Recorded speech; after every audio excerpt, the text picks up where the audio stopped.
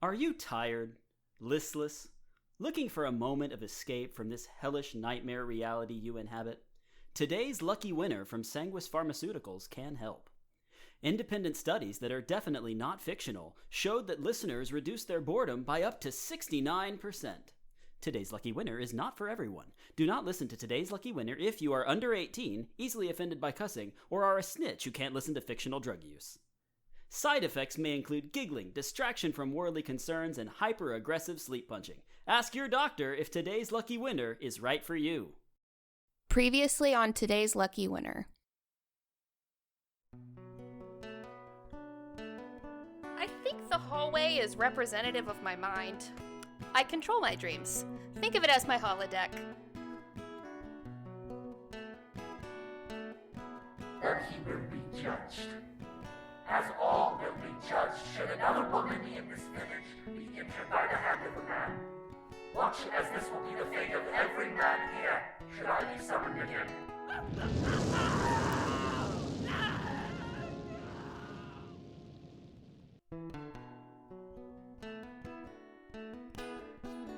Free me. Save yourself and free me.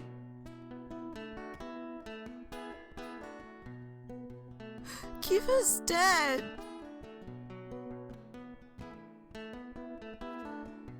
The list of strange deaths that Sonny gave you, they are all witches. Yeah, but you still have the fugly eyeball necklace.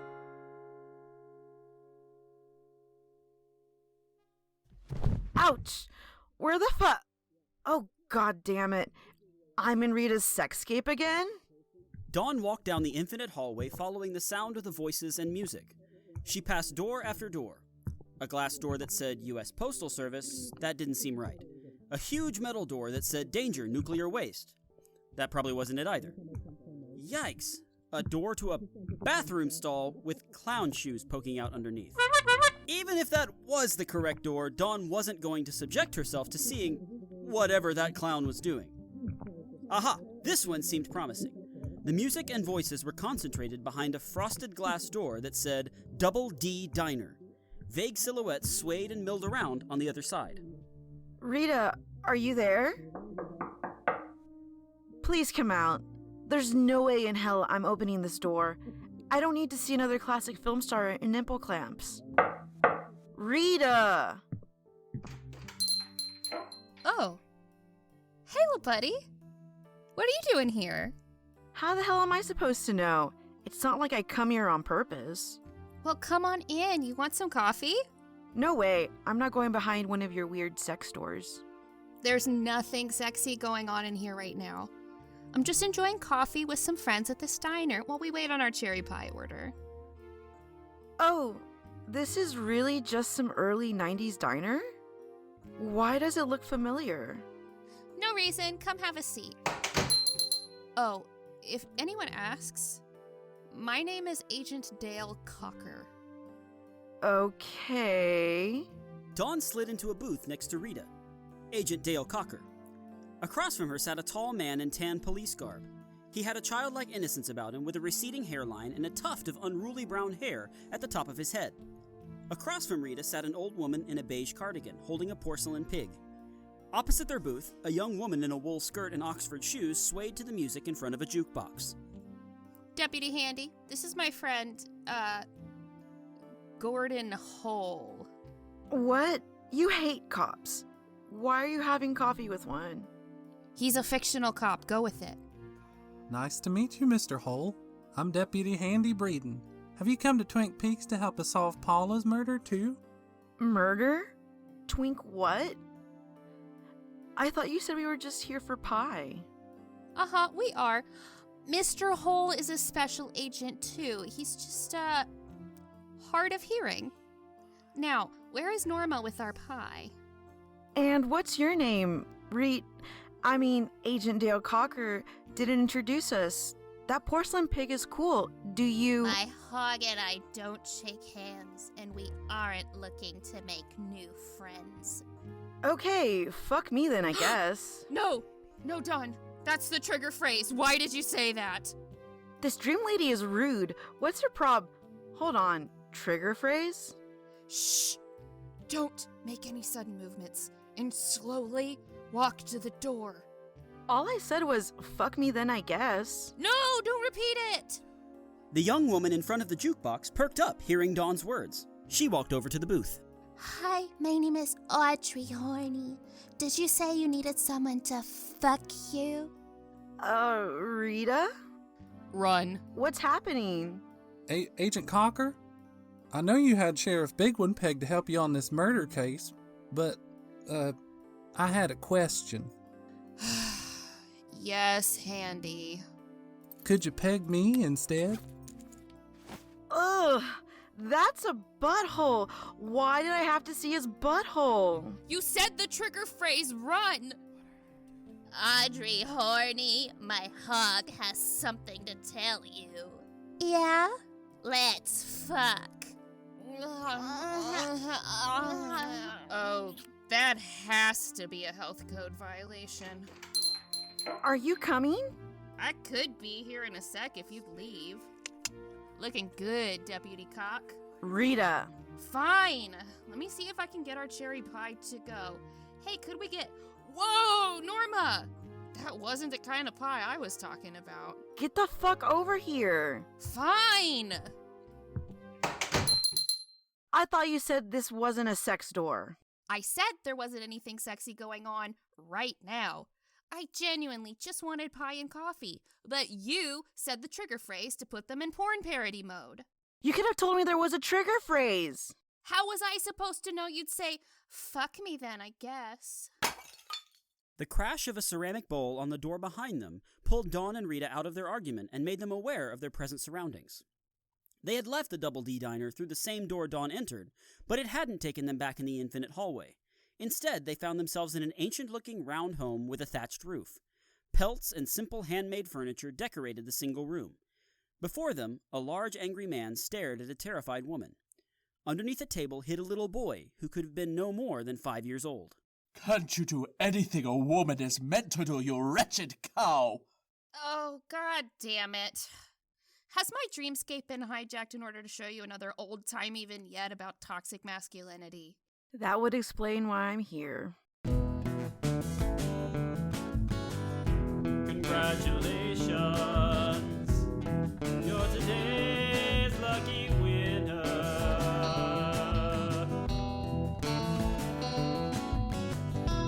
Flights of angels sing you to your reward. You put on your Sunday best, but there's no one here to be impressed. You foul bitch! I should just tell them you're a witch and let them burn you. I come home from trading for us and you haven't fixed me a morsel of food? Is the writer showing us something again? Yay, they're showing us verbal abuse. Thanks for that. I could have been at a coke-fueled diner orgy right now. Shut up. Please, we hadn't enough food. I haven't eaten either. I made sure Jeffrey here could fill his belly, please. That little imbecile can starve for all I care. He isn't a normal child. The fairy folk left us a changeling instead of a son. It'd be putting him out of his misery. Why don't you use your dark magic to fix the little shit?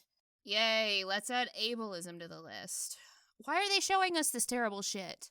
Shh, let's keep watching. There's nothing wrong with him. He is my son. He's just quiet. He's a gentle boy. He's a hell of a lot more human than his father. Don't you yell at me, you fucking cunt! That's probably one of the chieftains wondering why my wife is shrieking at all hours of the night. You shut up while I talk to him. When the man opened the door, Dawn and Rita instantly recognized the short, hooded figure that stood before him.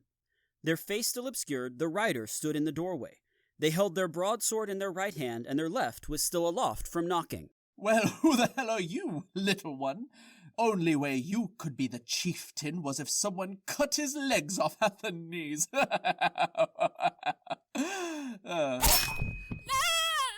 In one swift motion, the rider was in the house.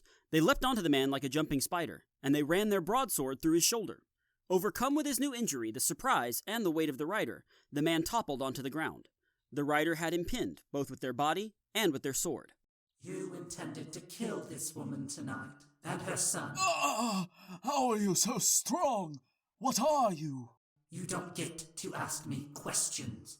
You intended to kill them both tonight. You were going to blame it on bandits. You intended to rough yourself up to make it look as though you had been in a fight. You want to be free of the sorceress you made your bride and your child. No, I'd never, you. That wasn't a question. I've seen it.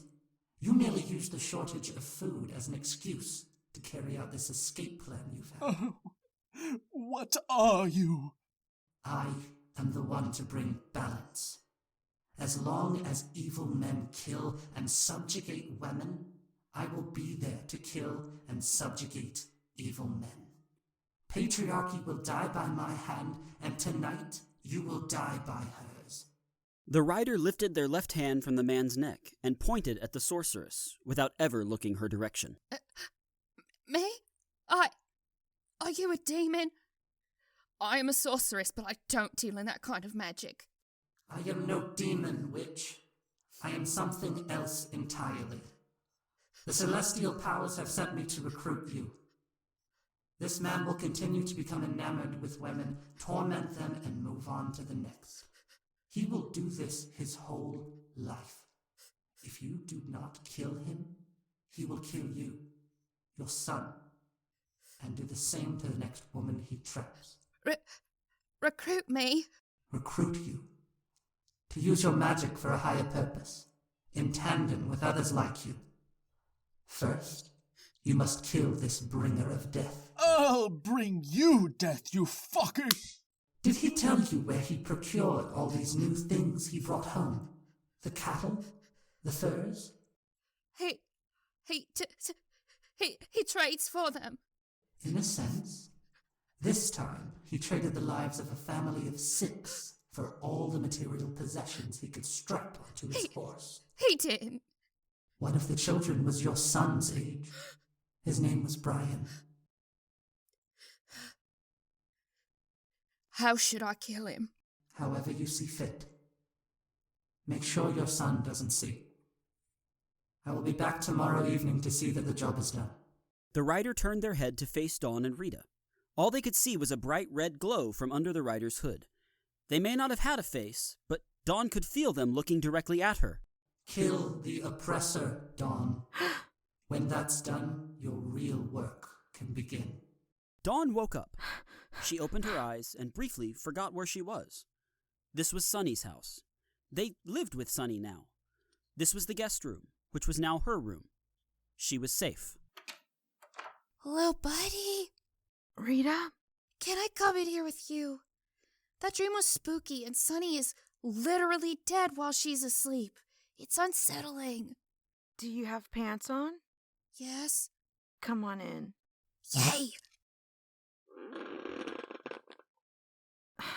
You're topless. Uh-huh. I guess that's on me for not asking if you had a shirt on. Yeah, whatever. Free the nip. Now shush. I'm gonna try to go back to sleep. Why? You don't need to sleep? I'm gonna see if I can make it back to Twink Peaks in time for some cocaine and group sex. Night-night, little buddy. Night-night, Rita.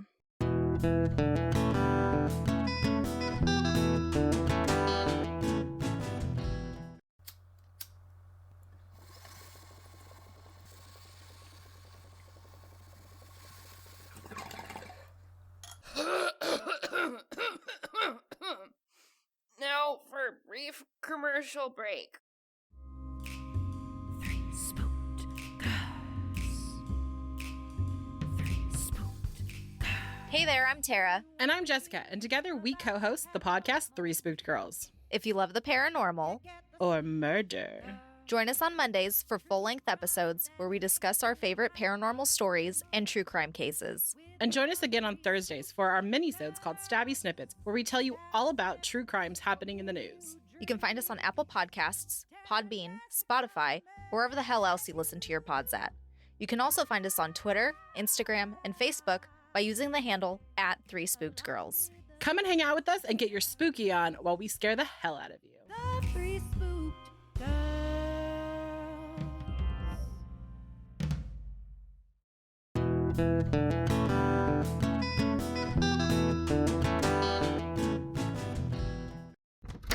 Baby, can I take these sugar cubes off your hands? You don't, take your blood with cream and sugar sometimes. Y'all live here too now. You don't have to ask to use things. Besides, I kept those in the pantry for Kiva. Thanks so much for letting us stay with you. I'm so sorry we're invading your personal space while you're grieving over Kiva. No, I'm happy you're here. It would have been terrible to be alone right now. Sorry I got home so late. I went to the morgue after I was done helping the Murphys. You should have woken us up. I feel bad you didn't have anyone to talk to after the day you had. Nah, I was pooped. And Rita was mumbling in her sleep about cherry pie and someone named Sheriff Cock.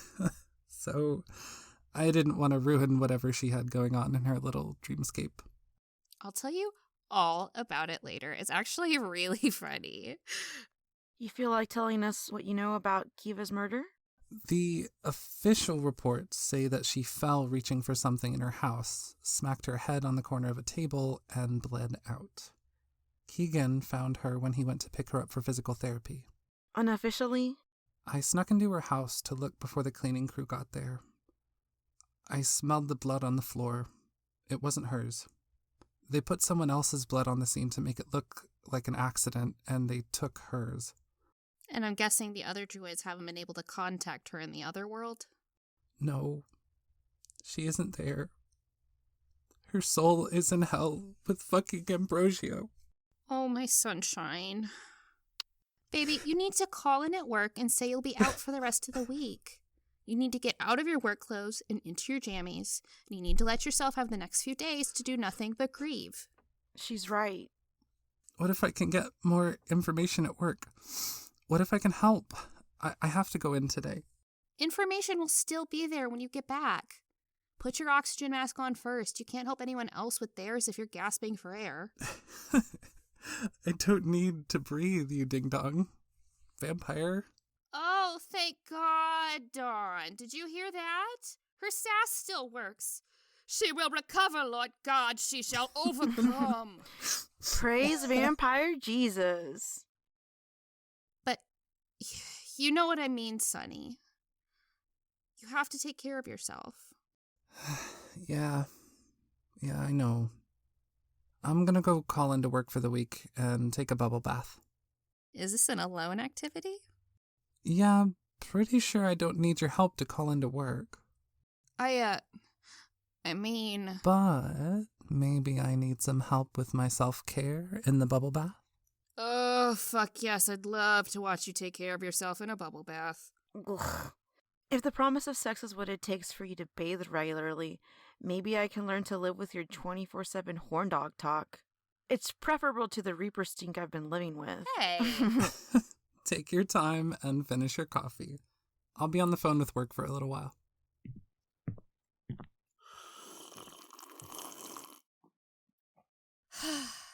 I get to live with her. She likes me, and I get to live with her. Did you see the present she got me? Would that be your new shirt, Sluts for Socialism? Yeah! She said she saw it in the window of that sex shop in South Dallas. The South Dallas Phallus Palace. She said that she figured she owed me a shirt since I tore up my last one trying to save her life. This one reminded her of me. I feel so bad for her right now. She lost someone important. I miss Kiva, and I only knew her for a few days. You must be going through it too, though. How are you doing with the fact that we've wasted the past couple of weeks assuming Carmilla had you killed, when it was actually some otherworldly entity you have no information about? Not good, thanks. Great of you to put my situation into such sensitive terms. That doesn't make this task feel completely insurmountable at all. Yeah, you're welcome. There's also the fact that your apartment is under demon surveillance, and you raged out and shot the head off a lizard demon. Yeah, that was a mess. Good thing the DMV paid for the place and we could just pack up the important stuff and ditch it. The security deposit is gone. By the way, What did you do with Doug's body last night? Opened a poof, yeeted the bitch. Where did you throw him? You just threw a headless lizard demon into a poof? Yeah, and Australia. Rita, he turned back into a lizard when I shot him. Yeah, he'll blend in. He was nearly as tall as you. No, since I'm moving to Melbourne next month. Crikey, what the hell is that? Looks like a headless lizard. He's a big bloke, ain't he? Nah, I've seen bigger cunts than this one. Never seen him in trousers and a shirt before. Where do you suppose he got him? Who knows? We should just leave him here and let nature do its thing. I reckon the rest of the body will be scavenged by morning. Trousers and all? Defo trousers and all. You want another glass of wine? Yeah, why not? Fine. I guess I don't have time to worry about lizard demon bodies in Australia. So, what are you going to do now that you know Sanguis didn't have you murdered? Whatever Carmela is up to, it has to be connected to why I died. It can't just be a coincidence that something else killed me before she could. We had to figure out what she's sacrificing all these witches for. And the writer was talking about killing my oppressor. The only one who fits the bill there is Carmilla. What are we going to do next, then? We're looking at the dead witch list from the other timeline. Kiva had done a little research on them before she died. She had written Warlock with an angry face doodle next to this name. Dax Rigoletti. Turns out Dax is actually still alive in this new timeline. No! Dawn! Warlocks are bad news! They work with demons. They may try to use your temporary vessel for a spell. Not to mention the Warlofia. The what now? The Warlock Mafia, the Warlofia. People do not call it the Warlofia. You made that up. Swear on my nips, they call it the Warlofia. Whatever. I found this warlock on social media. Apparently they're kind of a big deal. Oh, hot damn. Dax Rigoletti. Pronouns? They, them. Owner of Dax and Max Bar in Deep Ellum. Puppy parent, Pisces. Pizza, purveyor. Oh, they are fine as hell. And they like alliteration. It's not my business, but is Cindy under the impression that you're exclusive? We haven't had that discussion yet, but I'm not interested in seeing anyone else right now. But it's just an empirical fact that this Dax person is a 10 out of 10 hottie. Look at this picture! Rita scrolled to a picture of Dax sitting on a bar stool.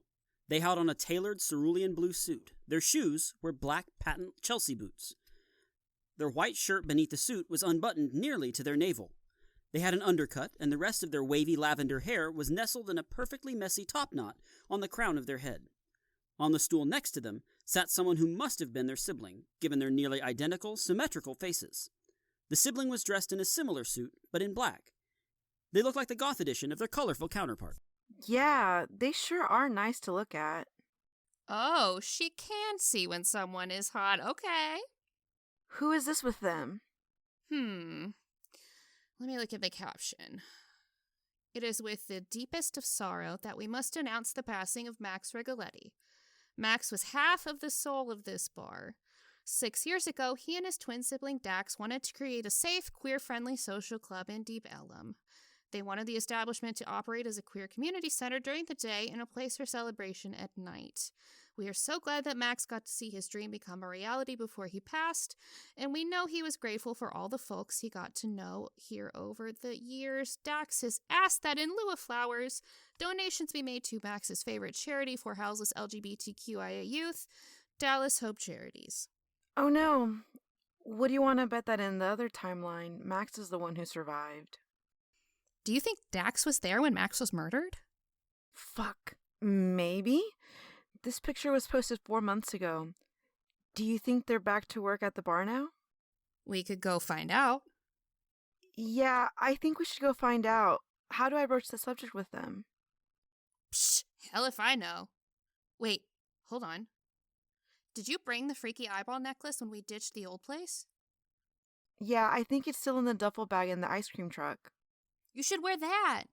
It seems like some witches know about the workshop. Maybe Dax will recognize it and they'll broach the subject themselves.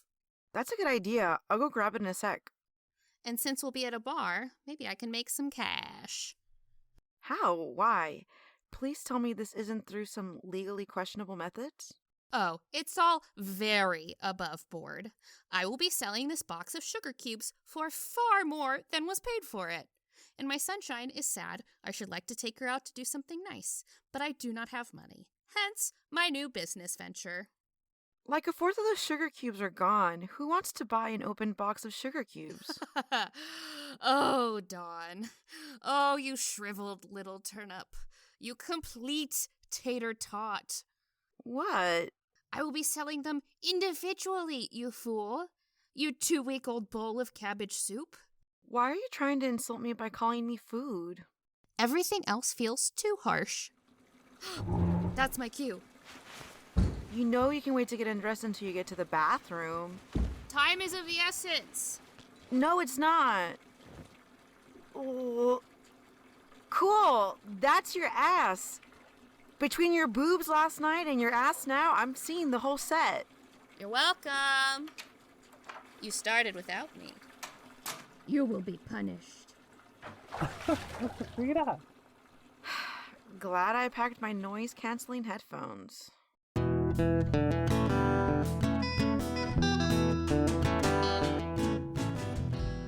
Dawn and Rita paid an exorbitant amount to park the ice cream truck in a minuscule spot in Deep Ellum, and they walked 8 blocks to Dax and Mac's bar. Most of the queer-oriented nightlife was in Uptown, and they were made for partying. Dawn had ventured to one once in college. It was her only clubbing experience. Her dorm mates got plastered within minutes, and she didn't want to drink. She ended up leaving at 10:30, eating some $2 hot dogs at the lesbian bar next door, and calling a taxi. Dax and Max felt different. If other bars felt like this, maybe she'd actually have gone to them before she died. This bar didn't have the same homogeneous industrial aesthetic that all the overpriced hipster bars in the area had. It was warm and inviting.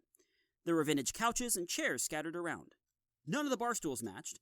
The walls were plastered with pictures from queer bars throughout history, and scattered amongst the photos were enormous, colorful paintings of queer trailblazers like Marsha P. Johnson, Sylvia Rivera, and Audrey Lorde. There was a coffee bar in the corner with a chalk sign that read, "Free to designated drivers." Dawn made a beeline for the free coffee. Where are you going? Free coffee. God, you are a dork. Well, me and my box of sugar cubes are gonna work the room. See you in a little. Don't let anyone from the Warlofia do a murder on you while I'm conducting business. Stop calling it that. That can't be real. If anyone gives you trouble, you just scream "butthole bear" as loud as you can. How is that helpful? Well, you guessed my trigger phrase in the Dreamscape. I need to get better at my code words. I'm trying to pick a help phrase that one of the other people here won't accidentally say. I figure the chances are slim that someone is going to scream "butthole bear." Although this is a gay bar. Butthole bear is fine. I'll yell if I need you. Dawn poured herself a cup of coffee from a massive dispenser. She noticed the small pitcher that said oat milk. Well, la-di-da, she thought. This warlock is really pulling through with the non-dairy milk options. As she stirred sugar into her cup of coffee, someone with a fresh coffee dispenser came to switch out the decaf. Oh, did you want decaf? That one's been here for a while. You could get a fresh cup. Oh, no thanks. This is regular. Decaf seems like a waste of... The person turned around. They had lavender hair, an undercut, and a messy bun. It was Dax. They flashed a huge toothpaste commercial smile at Dawn. Yeah, decaf seems like a waste. I want to be so caffeinated I can smell colors. Dawn grew anxious. She wasn't prepared to see Dax yet. She had just walked in. She hadn't gotten the opportunity to rehearse this conversation approximately 200 times like she did for most social interactions. She mindlessly fiddled with her eyeball necklace while she thought of what to say next. Where the fuck had Rita gone? So, you want to tell me what you're doing here? Oh, me and my friend just came to... Oh, you have a friend? Is it another artificer? I should get a count on how many of you are here. What? The necklace? Oh, yeah, I'm wearing the necklace. That did work. Are you two coming to keep an eye on the Warlofia? Shit, y'all really do call it the Warlofia? Yep. And Warlofia business gets handled in the back. You're coming with me. Butthole bear, butthole bear!